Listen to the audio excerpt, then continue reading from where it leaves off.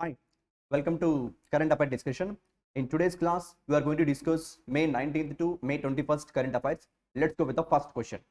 The question is all about India's one of the largest lender, in fact, largest lender, State Bank of India, standalone profit in FY23 quarter 4, that is Jan to March, growth of this much percentage grew by 83.19 percentage to this figure. So ఒక క్వార్టర్లో state bank of India report చేసిన highest ever profit అది 16,695 crores on the back of healthy NII, net interest income. So what is NII? I will give a clarity. Next thing, and lower provisions. For the full financial year FY23, SBA standalone net profit grew by this much percentage to this figure. Remember the figure also. Last year in examination they asked what is the State Bank of India's net profit, like that. That's why I given this particular question also. So FY23 entire year, the total profit of State Bank of India, that too from only banking operations. Standalone means banking operations. Consolidated means SBA will perform not only banking operations, not only banking business, it performs a different kind of businesses also. From all the businesses, if you combine the sum of those all things, nothing but consolidated. But when I come across standalone means only from that particular banking business only. Okay, in the banking business itself, State Bank of India earned in entire financial year this much profit, 50,000 to 32 crores. The standalone numbers, that's what I said, that only you can see here. The standalone numbers represent the banking operations of SBA. Only from a banking operations, SBA got this much profit in FY23. What's the value? 50,000 to 32 crores. This is the entire financial year, but this figure is only in Q4 of FY23. Okay, now SBA's consolidated net profit was up by this much percentage to this figure, 55,648. That's what I said already. Standalone means from only banking operations.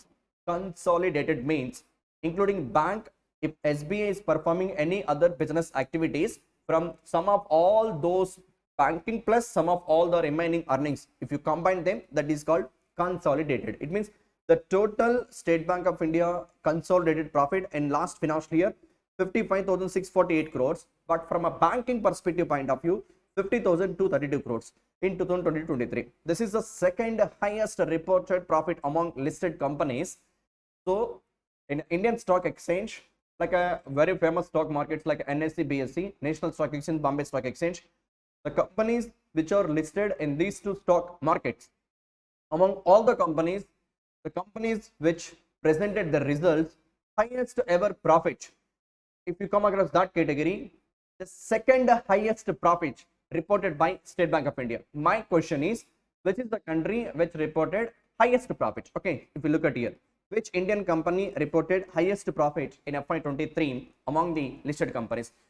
So among the total listed companies in Indian stock markets, SBA reported second highest profit with for FY23 with a figure called from a banking operations 50,232 crores, whereas consolidated means bank plus other activities 55,648 crores. With these numbers, State Bank of India is in a second spot, whereas the first one highest profit reported company, it is, if you look at the options here, Reliance Industries Limited, HDFC Bank, TCS, ICICI Bank, Coal India, and I given their image also. So these are the companies and their respective profits. You can see for FY23, India's most profitable companies, 66,702 crore rupees. With that number, the highest profit reported company in FY23 is Reliance Industries Limited, whereas second highest SBI 55,648. This is the figure you should remember, 55,648. And bank's point of view, the other bank, that is HDFC, in second spot. Okay, so simply if a question is like this, among all the listed companies in India, which company reported highest profit in FY23? That is Reliance Industries Limited. If question is like this, which Indian bank reported highest profit? It is SBA. But if question is like this, which company is the second listed company reported highest profits? Is SBA. Only bank's point of view, if you consider, highest profit reported by SBI, second place HDFC. Whereas Overall, all categories, if you consider, Reliance is on a top spot, whereas SB is on a second spot. Okay, that's all about this question. Simply, and one more point I want to give a clarity in this question, that is NII. So, for the betterment of NII of State Bank of India, NII, what is NII? Net interest income. It is simply nothing but, NII is nothing but, take with a simple example, bank, customers, this guy is a depositor, this guy is a borrower, and how can we express bank NII? So depositors will keep funds with the banking system in different accounts like a savings, current, FD, RD, and for these deposits banks will pay some interest, and this money only generally banks lend to the people called borrowers, and from these people bank will charge some rate of interest. And if you look at this particular color arrows, this one I giving number one, this one, number two, this one, this arrow, press this arrow, this particular arrow is nothing but the interest paid by the bank to the depositors, whereas this is nothing but interest collected by the bank from the borrowers. Now the what is NII? It is 2 minus 1. What is 2? The rate of interest paid by the borrowers to the bank, whereas what is 1? Rate of interest, you fine, here rate of interest collected by the bank from the borrowers, whereas this one rate of interest paid by the bank to the depositors. It means simple ga చెప్పాలంటే what is net interest income అంటే bank వస్తున్నటువంటి revenue, how bank will get revenue from the borrowers, from the loans, whatever the interest that borrowers are paying to the bank, that is I given number code like 2, and bank ఎంతైతే depositors కి interest pay చేస్తుందో దాన్ని 1 గా represent చేశాను. So 2 minus 1 in this example, rate of interest paid by the borrower to the bank minus rate of interest paid by the bank to the depositors. It's nothing but net interest income. So SBA maintained its better NII, net interest income, and lower provisions also. We'll discuss about provisions also in upcoming question in this today's class itself. So this is the discussion about all listed companies which announced their results. So just a revision once again. Among all the Indian listed companies, the company which recorded highest profit is Reliance Industries Limited, whereas SBI is in a second spot, HDFC Bank is in a third spot. In a bank's point of view, top bank is SBI, second bank is HDFC. Okay, overall companies lo SBI second spot, whereas only bank's point of view SBI in a top spot. And remember that figures also, consolidated profit of State Bank of India 55,648 crores in FY23. Okay, right. Consolidated means from all the operations of SBI. Okay, next thing, moving to next question. Question number second one. Yeah, the question is all about India is looking to mandate the blending of 1% off. Remember the figure, 1% off SAF, and we can also call SAF as green jet fuel in all domestic commercial flights within the next 2 years. It means by 2025. So the statement is saying all the domestic airlines in by next 2 years, that is 2025, at least the fuel that they are using for their flights, at least they have to blend 1% of fuel called SAF. Then we can call green jet fuel. Green jet fuel. So simply in this statement, you need to remember one thing. All the domestic airlines by 2025, definitely as per Government of India mandate, as per Government of India guidelines, has to use SAF, can also called green jet fuel, at least 1% of their total fuel. Okay, right. So the question is, continuation, what actually SAF means, that I given, you can see. SAF refers to waste derived aviation fuel. So waste nundi derive చేసినటువంటి fuel actually SAF అంటే sustainable aviation fuel. ఈ question అదే, SAF abbreviation అంటే ఏంటి అని, but ఒకసారి చూస్తే SAF ఏంటో will get a clarity. SAF refers to waste derived aviation fuel.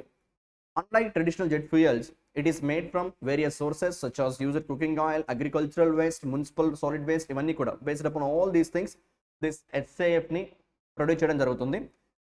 SAF utilization has potential to reduce greenhouse gas emissions by this much percentage. So the better advantage of using SAF ఏంటో ఇచ్చాను ఇక్కడ. SAF ని replace చేయడం వల్ల up to some extent at least టోటల్గా కంప్లీట్గా replace చేయలేకపోయినా present year by year certain percentage of ఎస్ఏఫ్ని ఏవియేషన్ ఫీల్డ్లో ఇంజెక్ట్ చేస్తూ వెళ్తే greenhouse gas emissions reduce అవుతాయి. ఓకే, ఎంత percentage if you see here up to 80% reduce అవుతుందని చెప్పి as per survey and study. Now further continuation for that question. As of now in India, the first airlines which used sustainable aviation fuel is first airlines is Vistara. Vistara became the first Indian airline to perform commercial domestic flight on a wide body aircraft using a blend of this much percentage. Out of 100 liters of aviation fuel, Vistara used 17 liters as SAF, that is sustainable aviation fuel, remaining 83 liters conventional fuel only. Now the one more update in this question, if you look at here, AIX, previously it is called AIX Connect, previously it is known as AirAsia India. First domestic flight utilized India produced SAF. Okay, simply here two airlines names you should remember. Vistara Airlines is the one which used sustainable aviation fuel among all the Indian airlines companies for the first time. But that sustainable aviation fuel is not manufactured within India. But if you look at this particular airlines, AIX Connect, previously it is known as AirAsia India. First domestic flight utilized Indian produced SAF. Okay, mana India lo manufacture chesina SAF ni use chesina first airlines edi ante AIX Connect. AIX Connect, previously it is known as AirAsia India. But India నుంచి first time sustainable aviation ఫ్యూయల్ని use చేసిన airlines ఏది అంటే Vistara airlines. Okay, Vistara airlines. So this is the first airlines used sustainable aviation fuel in Indian airlines. But that sustainable aviation fuel is not manufactured within India. But whereas this one, AIX, I wrote here AXA, right? In fact, it is AIX. AIX, simply let me write. What is Vistara? Vistara is the first domestic airlines used SAF, but the fuel they used is not Indian made. Whereas AIX Connect, previously it is made up of with previously it is called as Air Asia India. Now the new name is AIX Connect. They used Indian made sustainable aviation fuel. This is the first airlines which used Indian made SAF. This is the first airline which used SAF in India. Okay, and one more thing, Government of India target is by 2025 at least all the airlines in India to inject SAF by 1%. Next thing, question is all about what stands for SAF. SAF stands sustainable aviation fuel. What is SAF? Sustainable aviation fuel. We can also call as this SAF with a name called green jet fuel. Okay, that's all about this question. Okay, right. Moving to next question. Question number third one. What's the question is? The government included overseas credit card spending under LRS. Previously, only debit card spendings, debit card transactions are under the LRS scheme. Now Government of India taken a decision to include credit cards also under LRS. Many times I discussed with you, under LRS any individual from India can send up to $250,000 in one financial year to abroad. Okay, now whatever the credit transaction that we are going to perform in a foreign land, all those credit transactions also included under LRS scheme. That's a decision taken by Government of India recently. But regarding that, Government of India given certain exclusions for the smaller transactions values. Okay, see, the government included overseas credit card spending under liberalized LRS scheme, that is liberalized remittance scheme. Any payments done in the foreign land exceeding, that's the question, how much value in a year through international credit and debit cards will be subjected to TCS levy at the rate of 20%, effective from this year July 1st onwards. Okay, and one more extra info here, changes in the liberalized remittance scheme norms do not cover employees overseas business trips sponsored by their companies. This question is simply saying, government of India రీసెంట్గా credit card ట్రాన్సాక్షన్స్ని అబ్రాడ్లో perform చేస్తున్న credit card ట్రాన్సాక్షన్స్ని కూడా liberalised remittance scheme కిందకి తీసుకురావడం జరిగింది. Under liberalised remittance scheme under LRS in one financial year $250,000 will be transferred from India to abroad. This already we all know, but now the thing is they included credit transactions in this particular scheme. That's okay. And government of India taken decision recently for all that such a kind of foreign remittances, the existing TCS, that is tax collection at source, government is in a plan to increase from 5% to 20% from this date onwards, July 1st 2023 onwards. Okay, so దీనికోసమే గవర్నమెంట్కి అగెనిస్ట్గా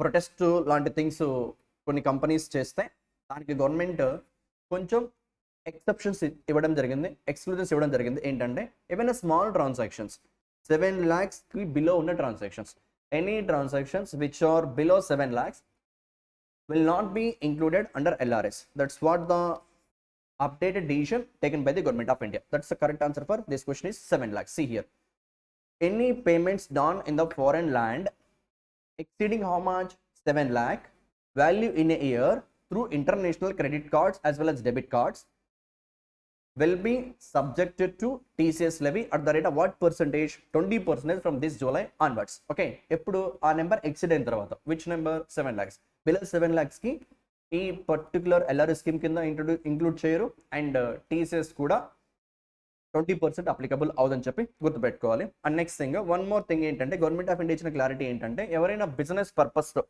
suppose ఒక company employee like any MNC companies if you consider like Infosys, TCS ఇలాంటి మన Indian IT companies కానీ, Accenture కానీ, ఇలా normally IT companies ఎక్కువగా వాళ్ళ ఎంప్లాయీస్ని ఫారెన్కి పంపుతూ ఉంటాయి.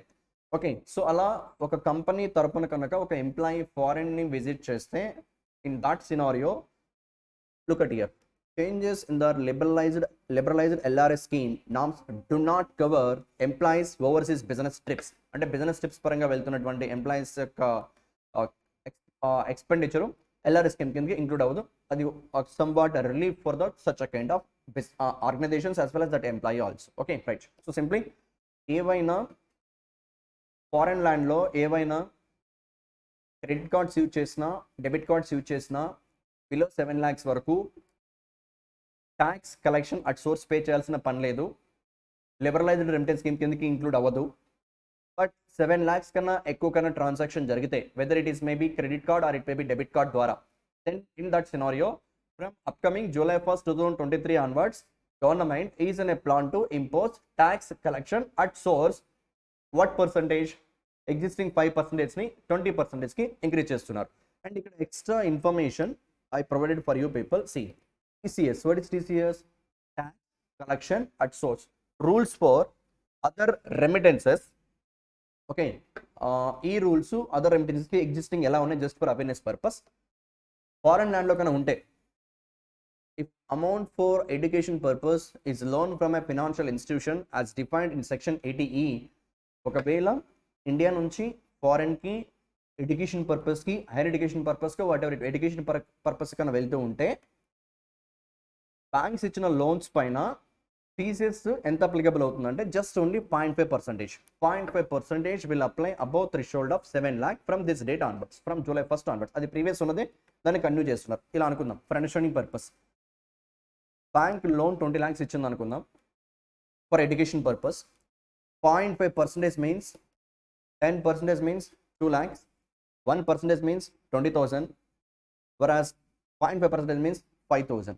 సో 5,000 TCSని గవర్నమెంట్ ఆఫ్ ఇండియాకి పే చేయాలి. ఈ ఎగ్జాంపుల్లో, ఈ సినారియోలో ఎప్పుడు ఎడ్యుకేషన్ లోన్ కన్నా 20 lakhs తీసుకొని అబ్రాడ్ వెళ్తే ఆ 20 lakhsలో 5,000ని గవర్నమెంట్ ఆఫ్ ఇండియాకి ట్యాక్స్ రూపంలో పే చేయాలి TCS లోన్ అయితే. Next thing, if not loan, if you look at here second statement, if amount is not a loan from a financial institution, in that scenario 5% applicable అవుతుంది. అంటే ఏంటి, same 20 lakhs expenditure పెడుతున్నారు అనుకుంటే, for education purpose spend చేస్తున్నారు అనుకుంటే, loan అయితే just 5,000తో complete అయింది కదా, 0.5% అంటే almost 5%, I mean those figures 20 lakhs లో 10% 2 lakhs, 1% 20,000, 0.5% అంటే ఇట్స్ 10,000 నాట్ 5,000 సారీ. సో ఈ ఎగ్జాంపుల్లో ఫస్ట్ వన్లో లోన్ తీసుకుని కనుక వెళ్తే 20 lakhsకి అయితే 10,000 ట్యాక్స్ కట్టాలి గవర్నమెంట్ ఆఫ్ ఇండియాకి. బట్ లోన్ కాకుండా ఓన్ మనీతో స్టడీకి వెళ్తున్నట్లయితే అబ్రాడ్కి 5% of this total value, that is 10% 2 lakhs, whereas 5% means 1 lakh pay చేయాలి. ఓకే, ఈ పాయింట్ ఒకసారి మీరు చూస్తే this one example 20 lakhs loan, then గవర్నమెంట్కి కట్టాల్సిన TCS 0.5% of 20 lakhs, that is around 10,000. Loan కాకుండా సేమ్ 20 lakhsకి 5% పే చేయాలి టీసీఎస్, అది ఎంత అంటే ఆల్మోస్ట్ 10% 2 lakhs అయినప్పుడు 5% ఇట్స్ 1 lakh రూపీ అవుతుంది. ఓకే, ఎంత వేరియేషన్ చూడండి, ఎక్స్ట్రా 90,000 పే చేయాల్సి ఉంటుంది. And next thing, if remittance is for medical purposes, ఏదైనా మెడికల్ ట్రీట్మెంట్ కోసం అబ్రాడ్ వెళ్తే అప్పుడు కూడా 5% TCS will apply after 7 lakhs threshold. Okay, ఇవి ప్రీవియస్ ఉన్న థింగ్సే, మెడికల్కి ఎడ్యుకేషన్ పర్పస్కి జస్ట్ అవేర్నెస్ కోసం ప్రొవైడ్ చేస్తే ఇవేం కొత్తగా అప్డేట్ చేసిన థింగ్స్ ఏం కాదు. యాక్చువల్గా ఏదైతే గవర్నమెంట్ ఆఫ్ ఇండియా టీసీఎస్ని 20%కి ఇంక్రీజ్ చేస్తుందో అవి వీటికి అప్లికబుల్ అవ్వు, ఎక్సెప్షన్ ఇచ్చారు. ఎడ్యుకేషన్ పర్పస్కి అప్లికబుల్ అవ్వు, మెడికల్కి అప్లికబుల్ అవ్వు, అంటే ఎడ్యుకేషన్కి మెడికల్కి సమ్ వాట్ రిలీఫే ఇచ్చారు. నెక్స్ట్ థింగ్, అదే విత్ ఇన్ ఇండియన్ ల్యాండ్ ఉండి, ఇది అబ్రాడ్కి వెళ్ళిన తర్వాత ఈ ఫస్ట్ థింగ్స్ ఇవన్నీ కూడా, బట్ విత్ ఇన్ ఇండియన్ ల్యాండ్లోనే ఉండి if you look at here, if remittance is for the purchase of a abroad tour package, if you are visiting any other nation for a tourism purpose, in that scenario TCS will be applicable, 20% will be applicable for entire amount. నార్మల్గా 7 lakhs exception ఇచ్చారని చెప్పా కదా, అది ఇక్కడ applicable అవ్వదు. ఇండియాలో ఉండి foreign tour వెళ్ళడానికి ఏదైనా టూరిజం ప్యాకేజ్ కన్నా పర్చేజ్ చేస్తూ ఉంటే what let us assume 5 lakhs అనుకుందాం టూర్ ప్యాకేజ్, ఇండియా నుంచి ఇండోనేషియాకి వెళ్ళడానికి ఒక ఫ్యామిలీయో ఒక కపుల్ 5 lakhs తో ఒక టూర్ ప్యాకేజ్ని పర్చేజ్ చేశారనుకుంటే, ఈవెన్ దో 7 lakhs ఎక్సీడ్ అవ్వకపోయినా కూడా here 20% TCS will be applicable. Okay, because India నుండి చేస్తున్న ట్రాన్సాక్షన్ కాబట్టి this is 20% of 5 lakhs means almost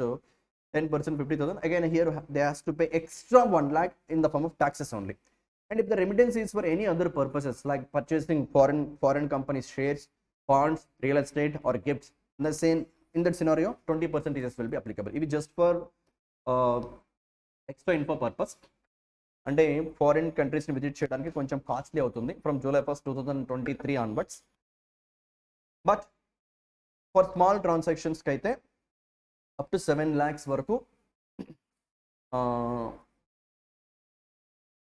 TCS LR scheme కింద అప్లికబుల్ అవ్వకుండా గవర్నమెంట్ ఆఫ్ ఇండియా ఎక్సెప్షన్ ఇచ్చింది. ఓకే రైట్, మరి ఇక్కడ 5 lakhsకి ఎందుకు అప్లికబుల్ అయింది సార్ అంటే, ఇక్కడ ఒక point we need to understand.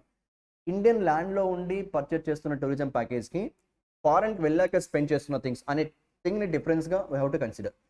ఫారెన్కి వెళ్ళి స్పెండ్ చేసే అమౌంట్ 7 lakhs బిలో ఉంటే టీసీఎస్ ఏం అప్లికబుల్ అవ్వదు.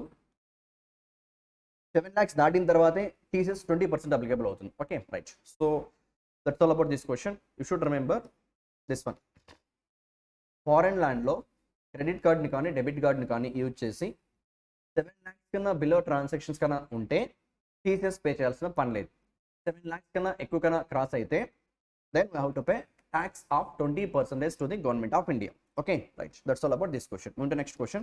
Question number 4th one. Reserve Bank of India. This is simply a little bit important.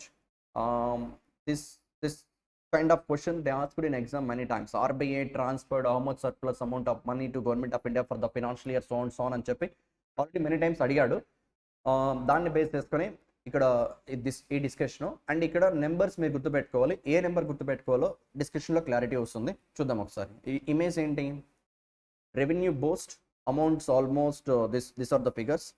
RBS surplus transfer to government in past years, అంటే last financial ఇయర్స్లో కావచ్చు, previous financial ఇయర్లో కావచ్చు, government of ఇండియాకి reserve bank of India transfer చేసిన surplus fund ఇది.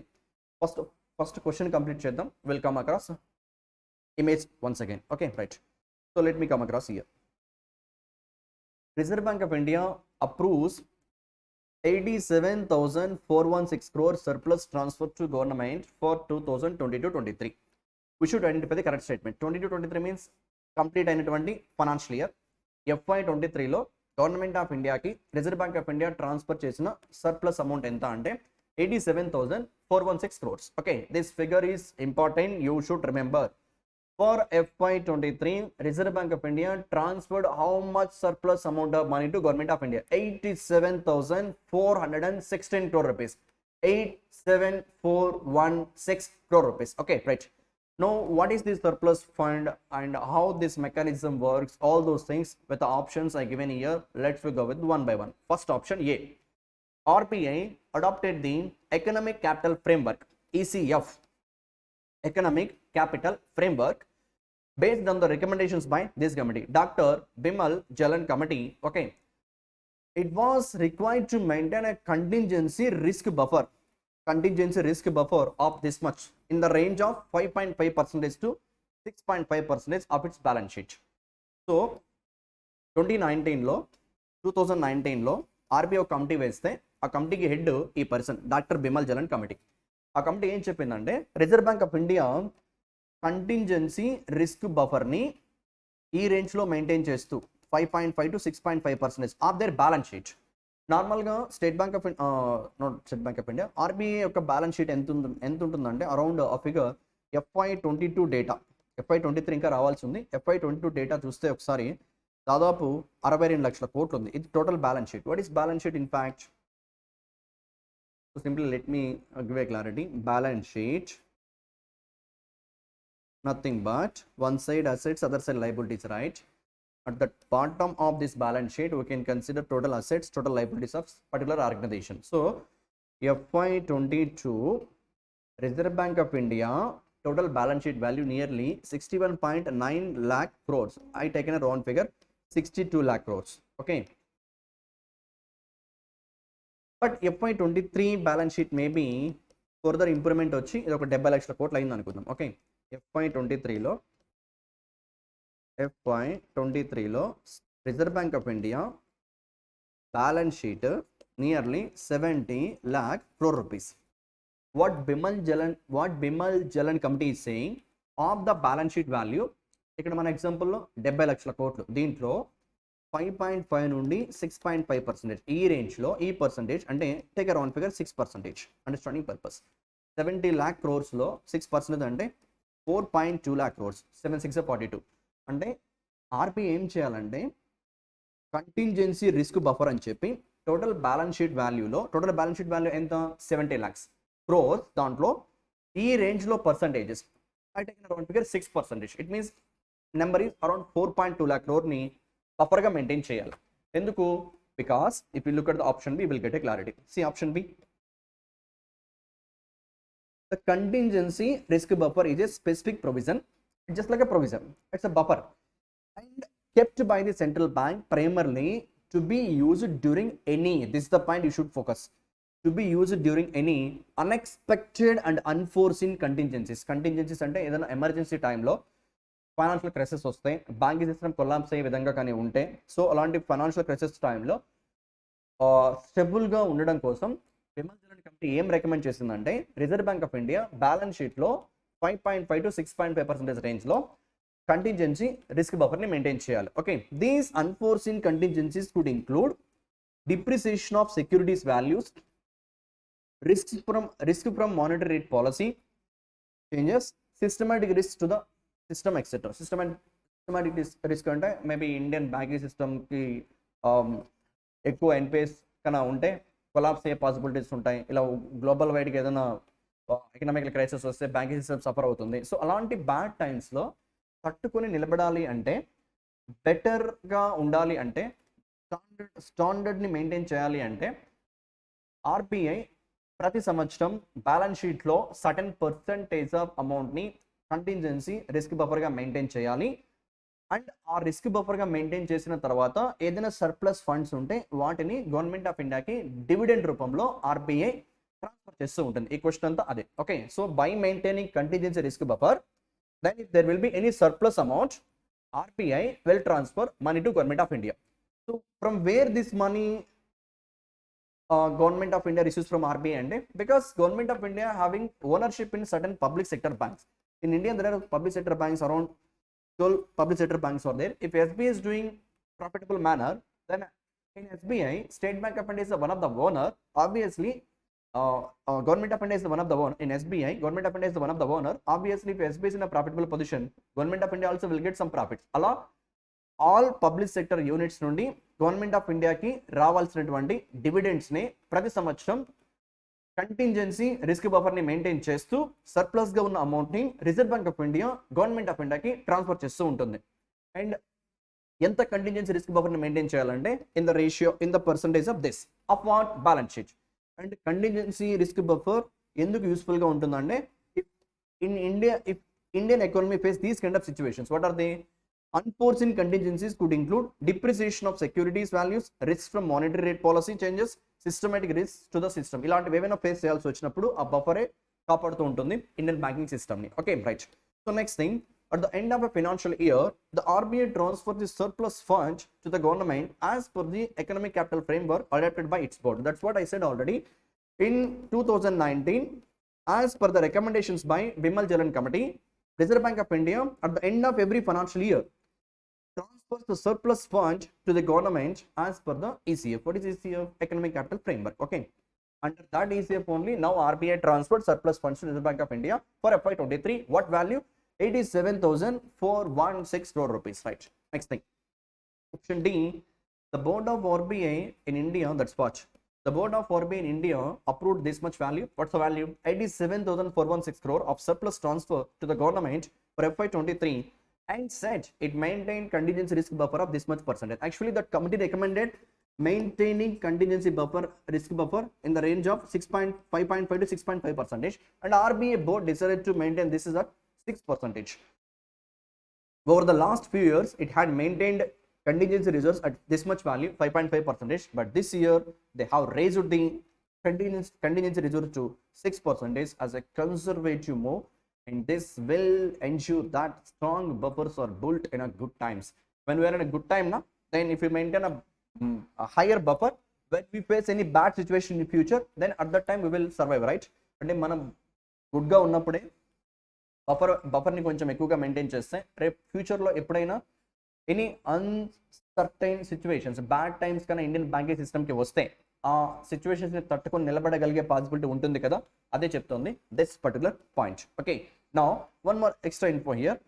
The central government Indian RBI shifted its accounting year. ఒకప్పుడు reserve bank of India accounting year from July to June ఉండేది. whereas this accounting year in 2020 shifted from July to June to April to March. Financial year అని government of India tax assessment కోసం April to March follow అవుతుంది.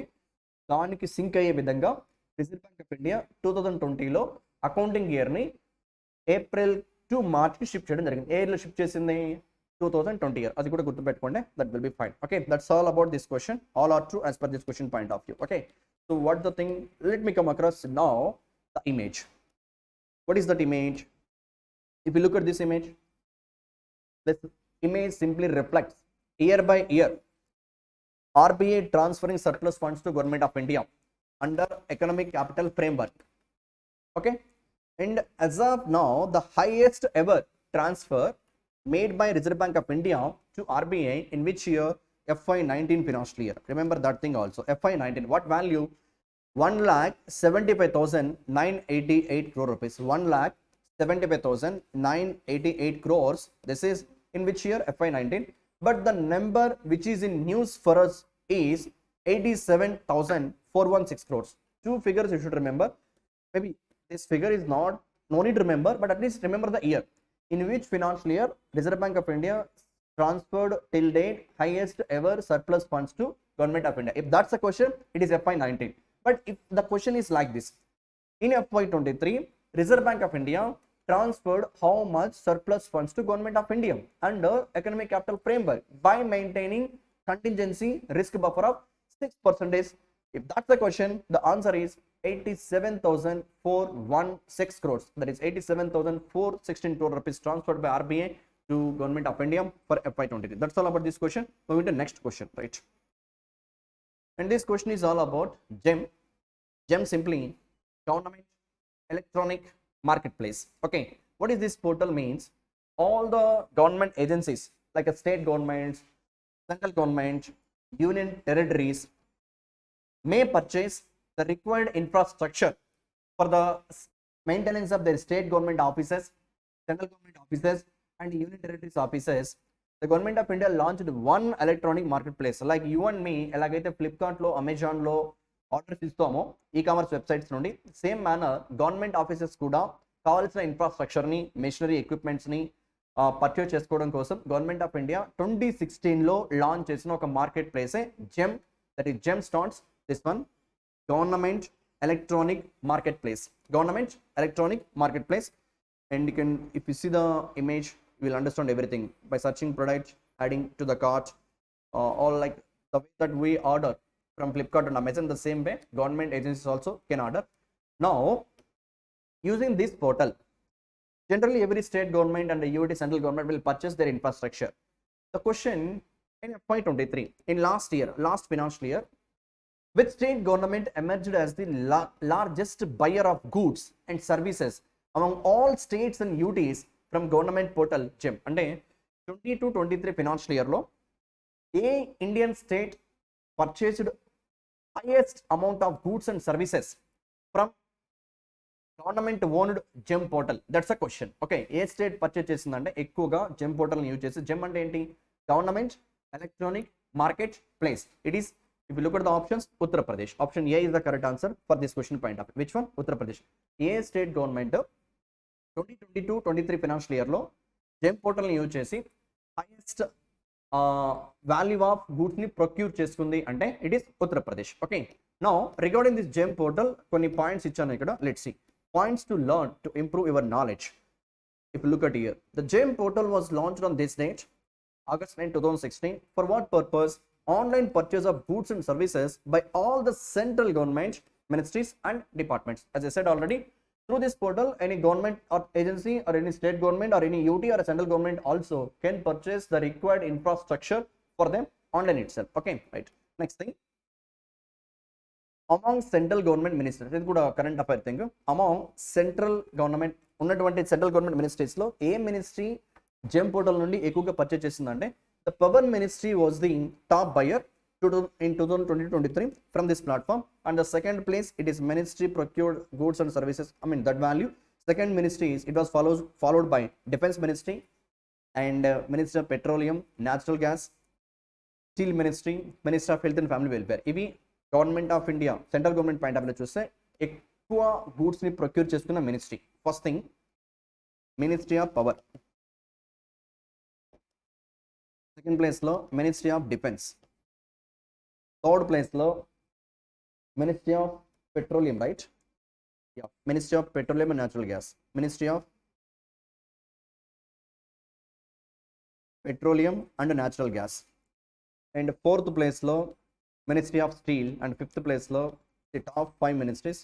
Fourth ప్లేస్లో ministry of steel, whereas fifth ప్లేస్లో ministry of health and family welfare. Okay, in 2022-23 financial year, by using GEM portal, which government ministries purchased highest value of goods and services?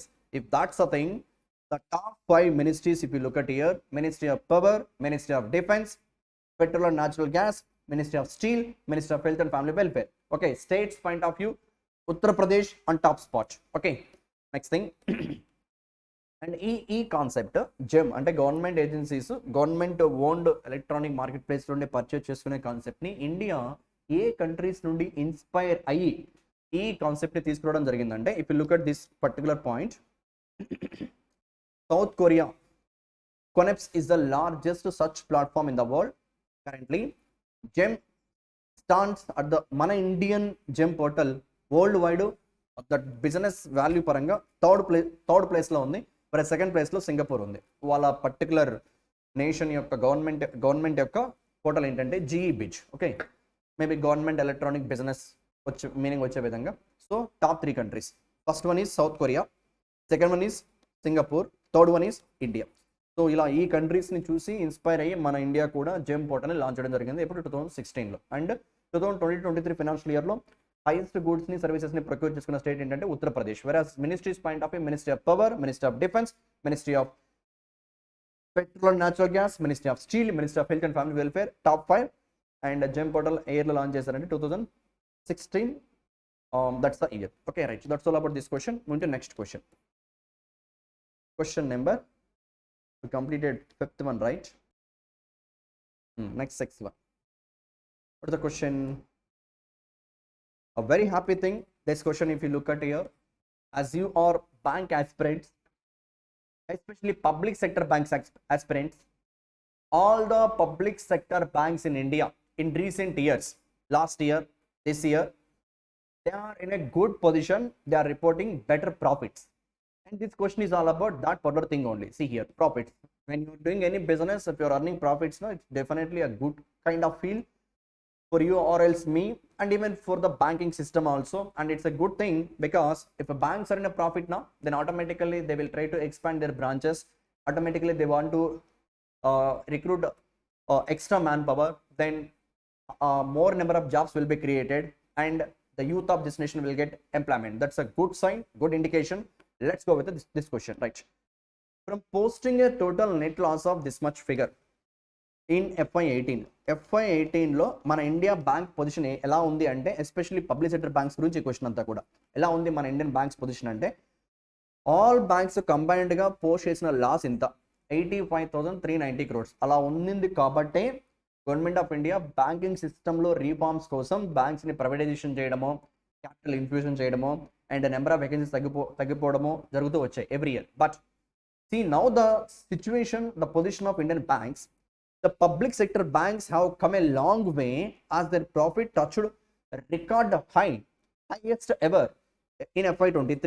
This is the figure, 1,04,649 crores ఈ position నుండి FY18 లో Indian banks అని loss report చేసే position నుండి FY23, it means in a span of 5 financial years Indian banks అన్ని కూడా profitable గా run అవుతున్నాయి. That's a good indication, very happy thing also. FY23 లో ఇండియన్ బ్యాంక్స్ అన్ని కలిపి రిపోర్ట్ చేసినటువంటి కంబైన్డ్ ప్రాఫిట్ ఎంత అంటే, that is 1,04,649 crore rupees. This is the figure you should remember. Okay, all banks combined profit 1,04,649 crores, and these 12 public sector banks witnessed this much percentage, 57% increase in the total profit compared to this is the profit last year. FY22 లో report చేసిన profit ఎంత అంటే 66,000 crores, but this year, that is FY23 year, report చేసిన profit 1,04,649 crores. 10,4649 crores. 1,04,649 crores is the profit value reported by all the 12 public sector banks in India, and compared to last year there is a growth of 57%. Okay, in percentage and detailed discussion చూస్తే ఇక్కడ in percentage terms, Pune based, headquarter Pune based bank ఏంటి, Bank of Maharashtra at the highest net profit growth of 126%. అంటే FY22 లో వచ్చిన profits కన్నా FY23 లో bank of మహారాష్ట్రలో improvement ఎంత అంటే, ప్రీవియస్ ఫిగర్ కన్నా 126% ప్రాఫిట్ రికార్డ్ అయింది. That's in terms of percentage growth పరంగా హైయెస్ట్ ప్రాఫిట్ గ్రోత్ వచ్చినటువంటి బ్యాంక్ ఏంటి అని అడిగితే bank of Maharashtra, and followed by you can see UCO bank, union commercial bank, that is in Kolkata headquarter, the only bank in eastern part of India, only public sector bank in eastern part of India is UCO Bank, Kolkata, and Bank of Baroda, it is in Vadodara. They also shown that much percentage of improvement of profits. However, in absolute terms, okay, percentage point of view, highest profit ni చూపించిన top 3 banks.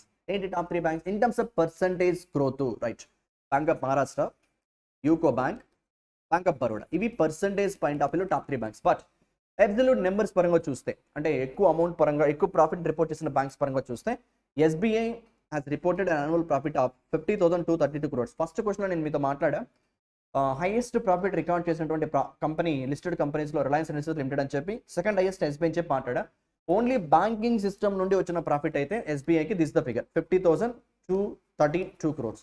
50,232 crores. Consolidated number వేరే ఉందని 55,000 change అని చెప్పి already చూసాం. Next, showing an increase of this much percentage, 59% over the preceding financial year, which is the, now my question is, As of now, we discussed in this question, it's all about profits of public sector banks.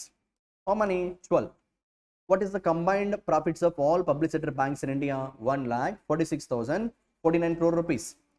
It's a very good sign for a job aspirants like you people.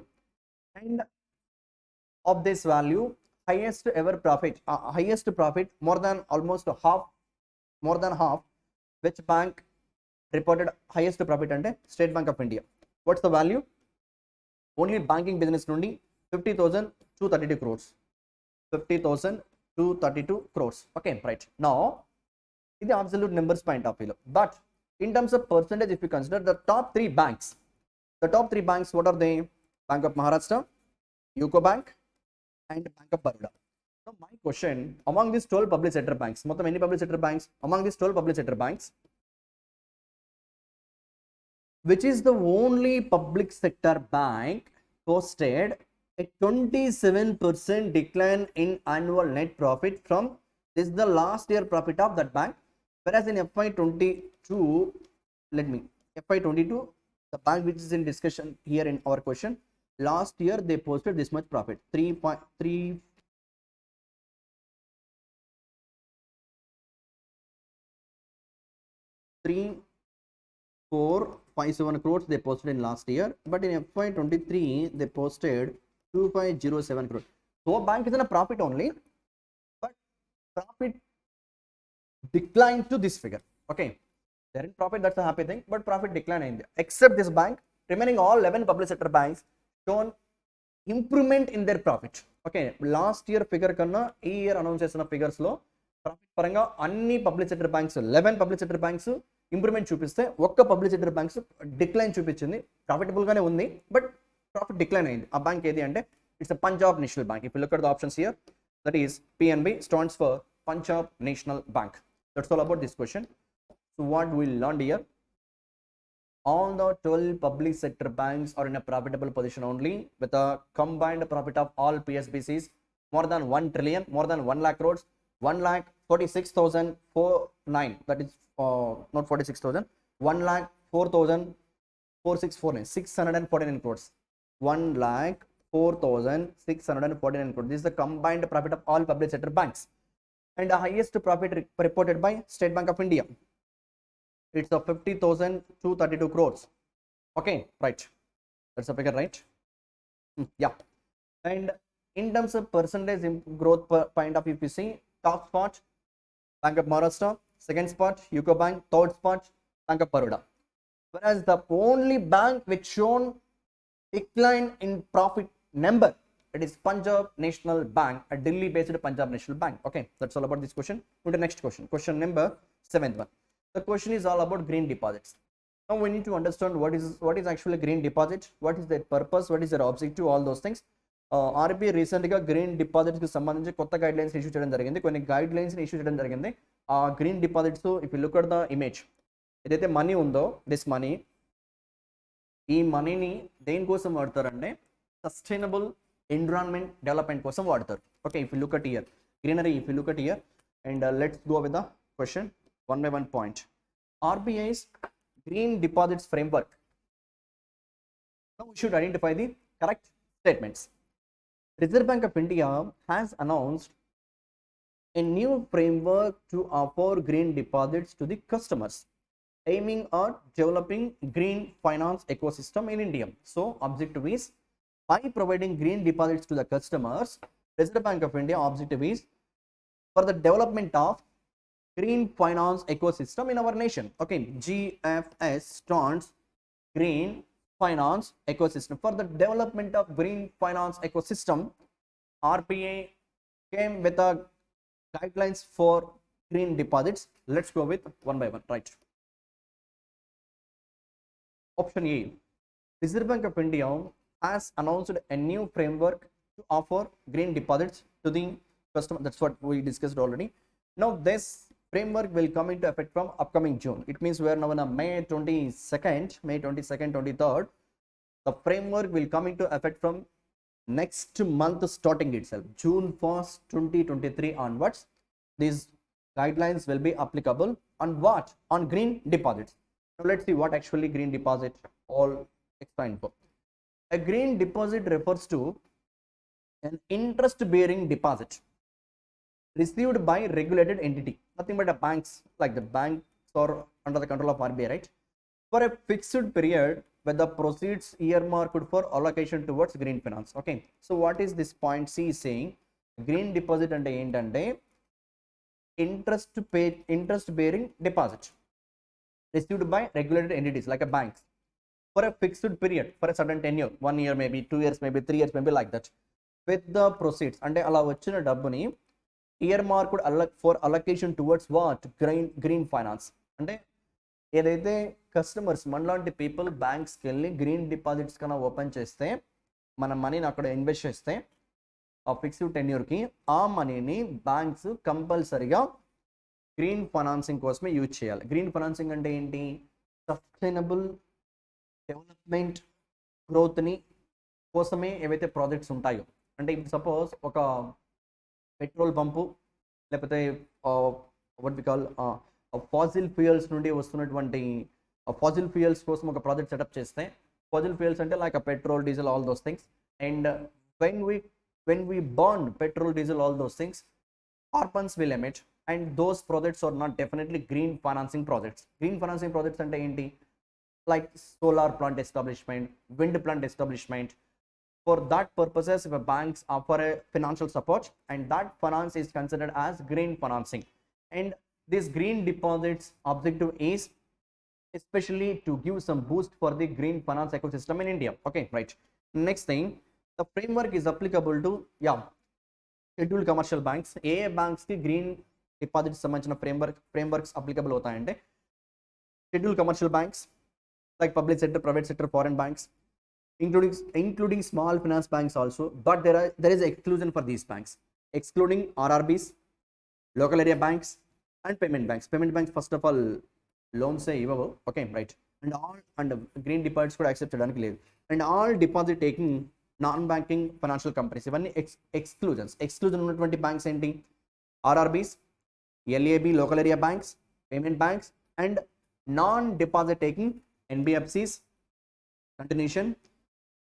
But there is the inclusion of another category of financial institutions called హెచ్ఎఫ్సిస్, housing financial companies. It means green deposits framework ఎవరికి applicable అవుతాయని if that's the question, public sector banks, private sector banks, foreign banks, small finance banks, and హెచ్ఎఫ్సిస్. What is HFC? Housing financial companies. ఇవి మాత్రమే include అవుతాయి. Like remaining RRBs కావచ్చు, payment banks కావచ్చు, local area banks కావచ్చు, exclude అవుతున్నాయి. Okay, right. Yeah, next thing, no projects involving new or కొత్తవైనా కావచ్చు, లేదు ఎగ్జిస్టింగ్ ఎక్స్ట్రాక్షన్ ఆల్రెడీ ఉన్నటువంటి ప్రాజెక్ట్స్ అయినా కావచ్చు, production and distribution of what? Fossil fuels, including improvements and upgrades, nuclear power, direct waste, incineration, alcohol, weapons, tobacco, gaming or palm oil industries, renewable energy projects generating energy from biomass using feedstock originating from protected areas, landfill projects and hydro power plants larger than this capacity 25 megawatt have been this is the point, have been excluded from green financing. It means green financing lo ఏవి cover అవ్వబో option A చెప్తుంది. Just for your awareness purpose I provided that information. Okay, and next thing, the green deposit shall be denominated in Indian rupees only. Okay, green deposits ని ఏ కరెన్సీలో accept చేయాలంటే Indian rupees only. So that's all about this question. Okay, let's see what's the topic here. GFS. What is GFS? Green Finance Ecosystem. Green Finance Ecosystem. So regulated entities, what are they? Public sector banks, private sector banks, foreign banks, small finance banks, housing financial companies. While providing loans by accepting green deposits. Okay, green deposits from whom? From customers like us for a fixed tenure, and they provide even interest also. Okay, so to fight against the climate change, maybe this is one of the initiation, and this all regulated entities can offer loans to green financing. Okay, if suppose question like this, for banks accepting deposits from the customers with an objective uh, to provide loans for the sustainable projects like renewables, solar, wind, all those things. Those kind of deposits will be classified as what? If that's a question, they are nothing but green deposits. Okay, so green deposits framework, and these green deposits should be accepted in terms of Indian rupees only, and then these green deposits framework guidelines will be applicable next month, that is June 1st, 2023 onwards itself. That's all about this question. Move to next question. Question number 8th one. Yeah, Siddaramaiah, we know the new Chief Minister of Karnataka, but here I have given some extra info. Just look at here. Siddaramaiah was sworn as the 24th Chief Minister of Karnataka. Remember the count also. How many of Chief Minister of Karnataka? 24 Chief Minister, and its deputy D.K. Shivkumar has his deputy, and the Governor of Karnataka is Tawarchand Gehlot. Now my question: who is the first CM of Karnataka after state formation? Before state formation, Karnataka will be considered as a Mysore state.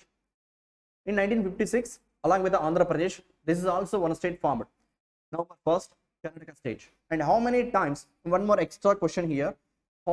1956 లో establish అయినటువంటి Karnataka state ఇప్పటి వరకు 2023 almost that's 44 years and that's 23 years, almost 7 decades, 67 years, 70 years tenure of Karnataka formation.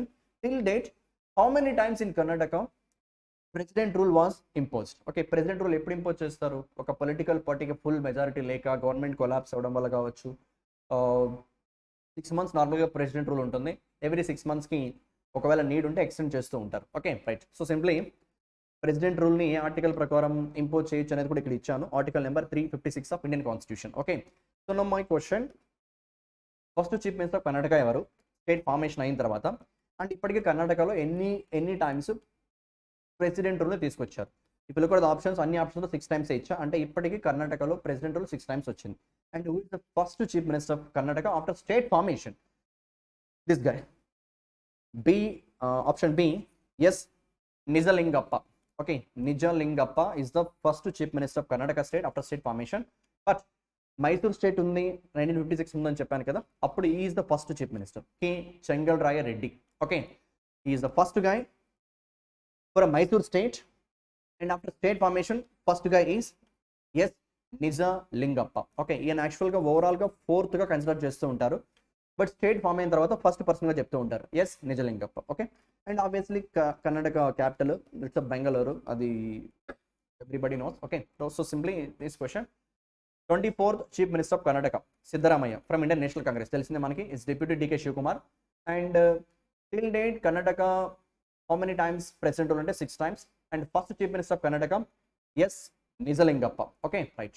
And A article base చేసుకుని president rule impose చేయొచ్చు అంటే article number 356 of Indian constitution. Right, next question, question number 9th one. Yeah, this is the one thing. The banks in India, just read the question. Present, the banks in India are currently required to make loan loss provisions based on incurred loss model. Important, as a bank aspirant, just understand the question. The banks in India are currently required to make loan loss provisions based on incurred loss model. Present banks provision ఎలా maintain చేస్తున్నాయంటే, provision అంటే ఏంటంటే loan ఇచ్చిన తర్వాత loan recovery అయితే okay, recovery అవ్వకపోతే అనే question వచ్చినప్పుడు, ఒకవేళ బారోవర్ కన్నా డిఫాల్ట్ అయితే బ్యాంకు తన బిజినెస్ని ఎటువంటి ప్రాబ్లం లేకుండా కంటిన్యూ చేయాలనుకుంటే ప్రతి లోన్కి అగెనిస్ట్గా ఎంతైతే లోన్ ఇస్తుందో బ్యాంకు అగెనిస్ట్గా తన దగ్గర ఉన్న అమౌంట్ని కొంచెం బఫర్గా మెయింటైన్ చేయాల్సి ఉంటుంది. So the borrower is not in a position to repay. From this buffer bank well withstand its activities. That's actually the purpose of provision. Provision అంటే ఏంటంటే ప్రతి లోన్కి అగెనిస్ట్గా సర్టన్ అమౌంట్ ఆఫ్ మనీని బఫర్గా మెయింటైన్ చేయాలి. And as of now banks అన్ని కూడా ప్రొవిజన్ మెయింటెనెన్స్ కోసం ఫాలో అవుతున్నటువంటి మోడల్ ఏంటంటే, రూల్ ఏంటంటే incurred loss model present follow అవుతున్నాయి. This one incurred loss model. ఈ మోడల్లో ఉన్న డిసడ్వాంటేజ్ ఏంటంటే, a key drawback in the IL model. What is IL?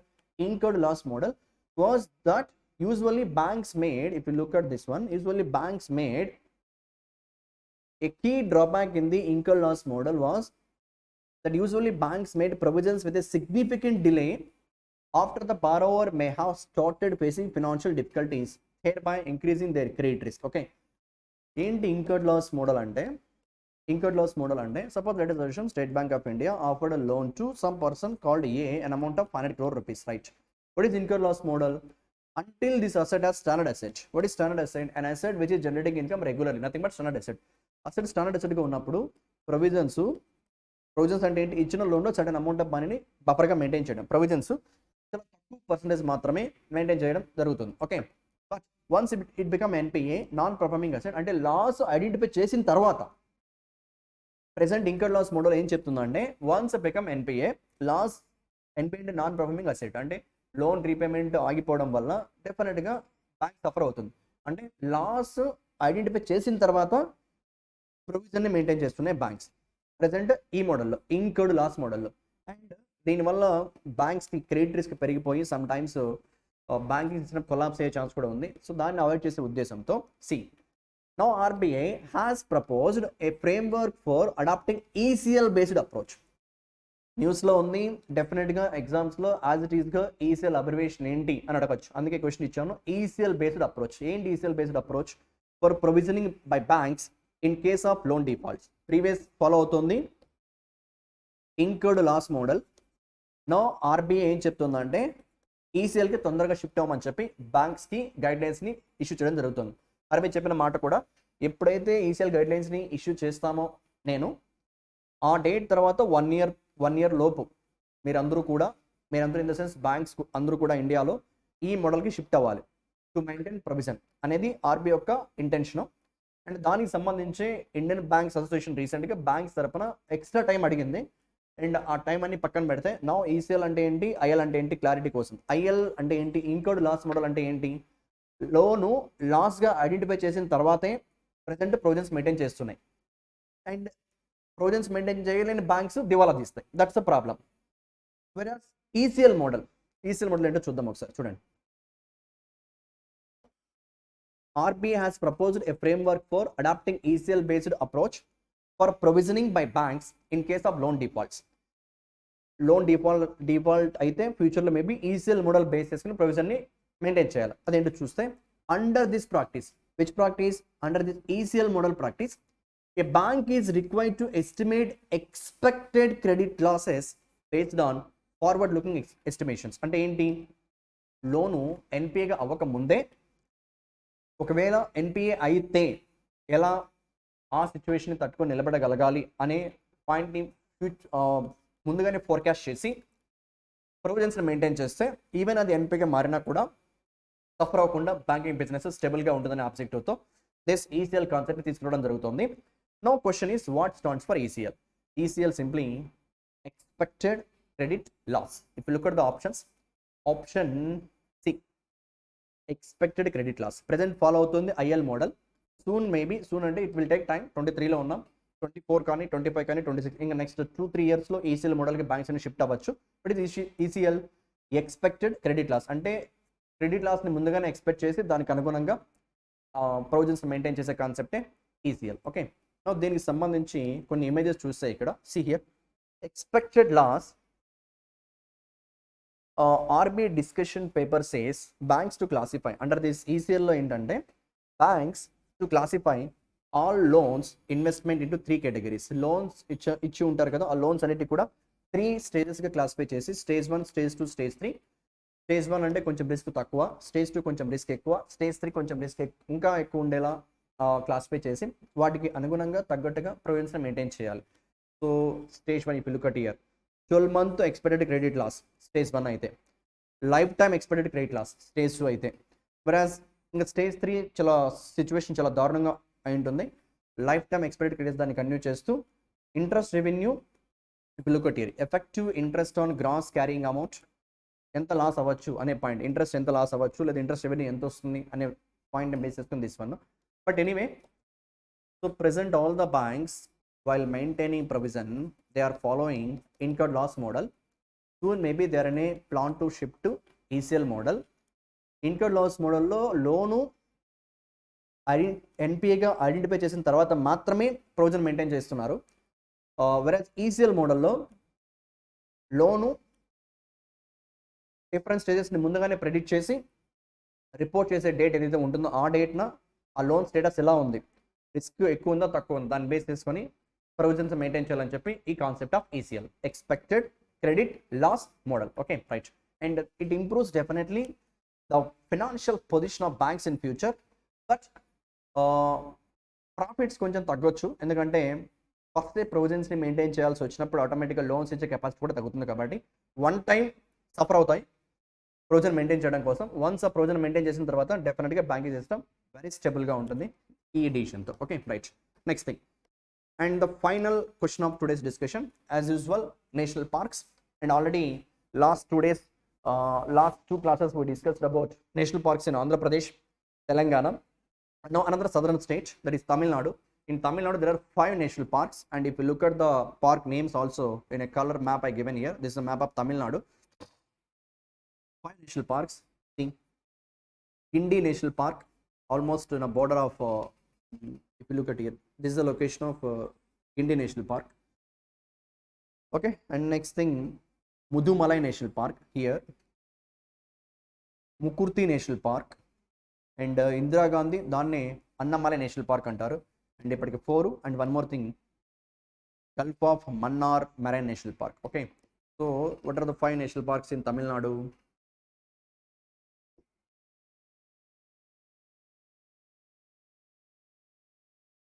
First one, Guindy national park, Mukurthi national park. Okay, next Mukurthi national park. Next Mudumalai national park. Next Indira Gandhi, దీన్ని Annamalai national park. Okay, Guindy, Mukurthi, Mudumalai, Indira Gandhi, and finally Gulf of Mannar, Gulf of Mannar Marine National Park. These are the 5 national parks in Tamil Nadu. See, what are the names? Gindi National Park, Mukurthi National Park, Mudumalai National Park, Indira Gandhi, also called as Annamalai National Park, Gulf of Mannar National Park. Gindi, Mukurthi, Mudumalai, Indira Gandhi, also called as Annamalai, Gulf of Mannar Marine National Park. These are the 5 national parks in Tamil Nadu. That's all about today's discussion. Thank you. Take care, everybody. Have a lovely day. Right.